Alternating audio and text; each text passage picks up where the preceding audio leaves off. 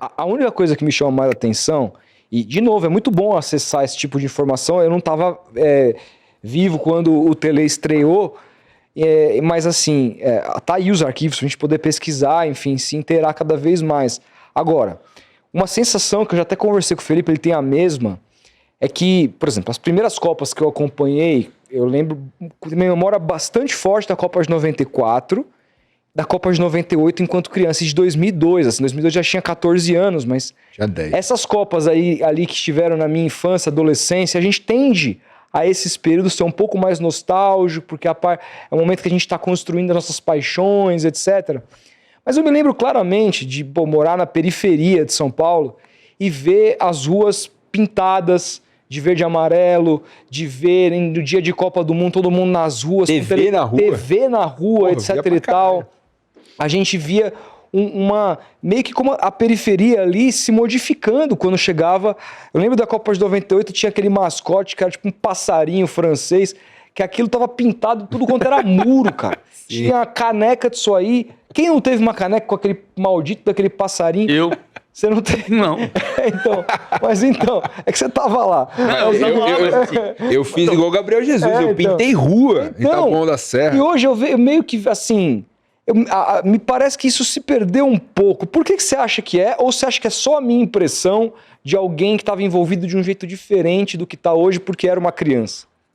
Eu acho que tem uma mistura de coisas, mas sobretudo eu acho que quando a gente tem 10 anos de idade, a gente nunca viu nada igual. A Copa de 98, pra mim, não é a frustração da Copa de 82. Uhum. Porque em 98 eu tinha 29 anos e em 82 eu tinha 13. Você chorou em 82? Não, nunca chorei por causa de futebol. Nunca? Nunca chorei por causa de futebol. Nem emocionado com um jogo, assim, que você estivesse Não, já chorei por ver matéria que me emocionou. Mas nunca Por uma um derrota, eu nunca chorei por causa de uma derrota. Nem um Nem um gol. gol, nada? Por uma derrota, não. Por uma derrota, eu nunca Uma chorei. derrota. Uma derrota. Um gol, provavelmente já. 82, 5 de julho de 82, foi o último dia que eu vi minha avó. Porque minha avó foi para Portugal para passar 3 meses, teve um câncer fulminante e morreu lá. Nossa, cara. E eu fui levar ela para o aeroporto, saí do jogo, morava no Parque Continental. A gente pintava a rua também. Em 98 a gente pintava a rua. Em 2014 a gente pintava a rua, já parecia que não ia acontecer nada e aconteceu. Gabriel Em Jesus, né? 2022 a gente pintava a rua. Depende do lugar. Depende do... É o que eu tô falando, assim. Claro que tem mudanças. Acho que tem mudanças. É um país de 210 milhões de pessoas. Tem muito mais atração do que antes. Tem muito mais coisa para fazer. Eu tinha um amigo quando eu tinha 12 para 13 anos na Copa de 82, que ele chegou na minha casa depois do jogo, todo ralado, porque ele estava correndo atrás de um pipa que estava caindo e ele caiu dentro de um bueiro. Ô, você não viu o jogo? Não. O moleque não viu o jogo. Ele não gostava de futebol, ele não viu o jogo. Ele não viu o jogo. Dentro do bueiro.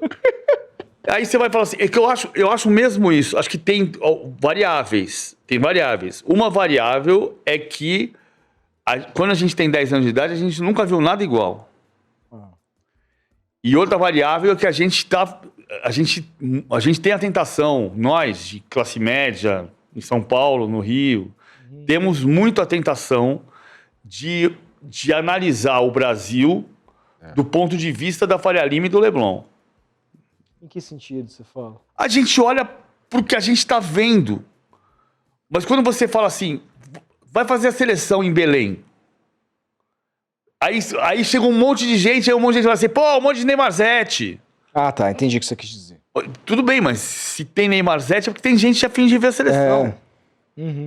Muito mais triste é quando a seleção chega no hotel e não tem ninguém para receber. Você acha que aqui nós sempre fomos mais frios com relação à seleção? Não, eu acho que a gente tem a gente de classe média tem uma relação com as coisas diferente. Fui fazer outro dia uma ação com uma moça chamada Ana Carolina, que é uma paciente de câncer metastático e ela tá curada. A história dela é linda, linda. Ela um dia fez o autoexame, ela tinha 29 anos. Ela fez o autoexame e descobriu um caroço na mama e falou, isso aqui não estava aqui. E ela foi no médico e fez um monte de exame e na primeira análise o médico disse, isso não é nada. Fez os exames, não é nada. 3 meses depois ela começou a ter um monte de dor nas costas. E quando ela foi fazer o exame, o câncer tinha espalhado, pegou coluna e pegou... Caralho. Isso foi aos 29 anos, ela tem 41. Ela tá curada. Ela vai tomar remédio a vida inteira, mas ela tá curada. Achei a história linda. E ela fala da rede de apoio. Ela fala sobre a rede de apoio, é uma campanha da AstraZeneca. Ela fala da rede de apoio. Ela fala do marido, que era namorado dela na época e ficou com ela. Tá com ela até hoje, que é a grande rede de apoio dela. E ela fala do futebol. Ela é tricolor, doente, torcedora do Fluminense. E ela fala do futebol. Como o futebol era a parte da rede de apoio dela. Então, cara, é disso que eu tô falando, assim. A gente olha pro que a gente tá vendo, mas a gente não presta atenção muitas vezes que um cara no interior do Amazonas... O futebol é tudo que o cara tem. Ouvir o jogo do Flamengo pra ele é tudo que ele tem. Entendi. Ver um jogador, então, um técnico é... Então, quando a gente fala assim, ninguém mais liga pra seleção... Eu sei que é um exagero, né? Dos dois lados. Tanto eu dizer que as pessoas dizem ninguém mais liga pra seleção, quanto alguém dizer ninguém liga mais pra seleção. Cara, ninguém num país de 210 milhões de pessoas é muita gente. Nunca mais é muito tempo.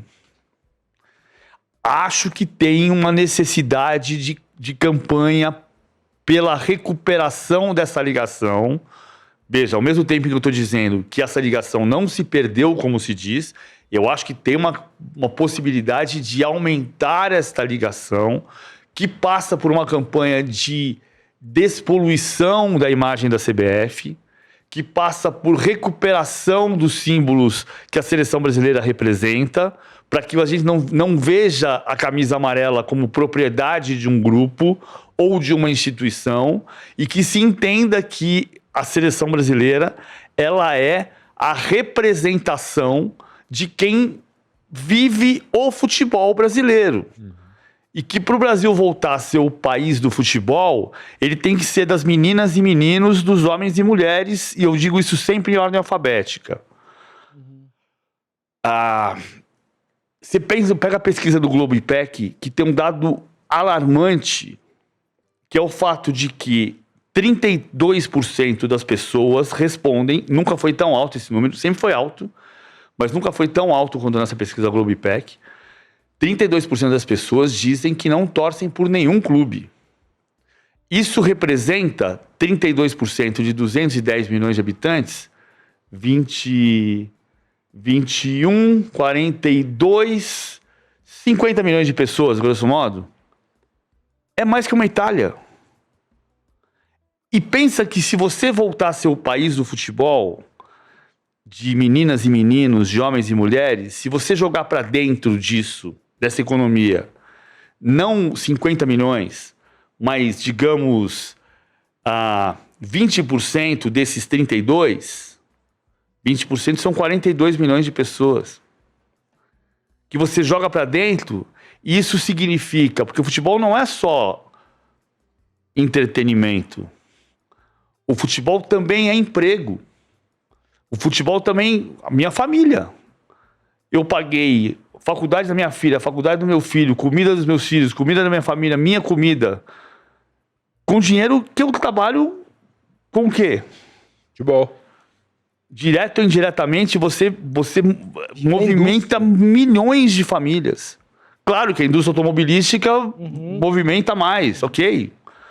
Mas é do cara que vende cerveja na porta do estádio até o cara que limpa a chuteira do jogador que vai entrar em campo. Esse número de pessoas que não torcem pra ninguém aumentou? Vai depender da amostragem que você tenha. Nunca foi 32%. A pesquisa da Folha, em 93, falava em 28%. Que já era muita coisa.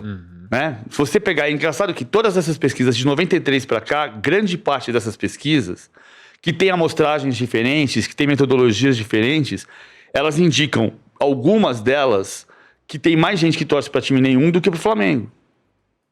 É incrível, né? Isso é um... Se a gente for partir desse número, Do ponto de vista que as pessoas as pessoas que estão nascendo estão gostando menos de futebol. Não necessariamente. Não necessariamente. Eu acho que assim, tem essa pesquisa do Globo IPEC, ela é bem relevante porque ela pega 133 municípios. O que eu aprendi algumas vezes falando com gente que fez pesquisas recentes? Luca Colagrossi, que foi diretor de marketing do Corinthians, mas antes foi diretor do Ibope Repucon e que participou de uma pesquisa grande em 2020, na época da pandemia, ele me ensinou uma porrada de coisas sobre isso. Por exemplo, ele tinha convicção já que o Palmeiras já era a terceira torcida do Brasil, mas o Palmeiras não é a segunda maior torcida da cidade de São Paulo. Aí, se você fizer uma amostragem, se você faz uma pesquisa, isso é um cheiro que ele tem, mas que ele está falando isso há bastante tempo. Quando você amplia para 133 municípios, você sai da região metropolitana, das regiões metropolitanas. Então você começa a identificar fenômenos diferentes. No caso do Palmeiras e São Paulo, o São Paulo é a segunda torcida da cidade, não tem dúvida. Mas quando você vai para o interior, o Palmeiras ganha. E quando você vai para o resto do Brasil, hoje, que também tem um fenômeno dos tempos recentes de vitória, o Palmeiras ganha do São Paulo. Ganha por uma margem pequena, mas ganha. Se você fizer nas regiões metropolitanas, o São Paulo ganha.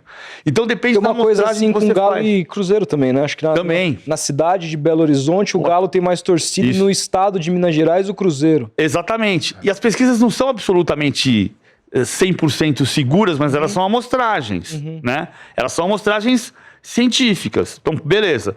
Você pode simplesmente negar. Esse número não tem nada a ver. Tá bom, eu prefiro ligar pro cara e perguntar como é que vocês fizeram isso aqui. Não, essa pesquisa tem um método de a gente atingir os 133 municípios. Com 133 municípios, a gente percebe esse movimento e esse movimento.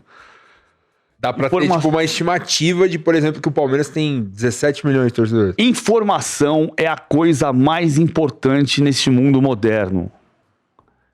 Nunca vamos desprezar a informação. Por isso que eu acho absurdo alguém falar, não é informação, é entretenimento. Tá, mas o que é entretenimento? Tudo é entretenimento. Entretenimento é uma palavra vazia. É igual interessante. É um jogador interessante, mas ele é bom ou ruim? Entretenimento é ler um livro, é pegar o jornal domingo de manhã, é ver o Jornal Nacional, é ver um filme, é ir no cinema, é ir num jogo, é ligar o jogo em casa, é tomar uma cerveja. Tudo isso é entretenimento. Tudo isso é entretenimento. Informação é o que você pega, espreme, sai suco. Você faz um copo de informação assim, cheio.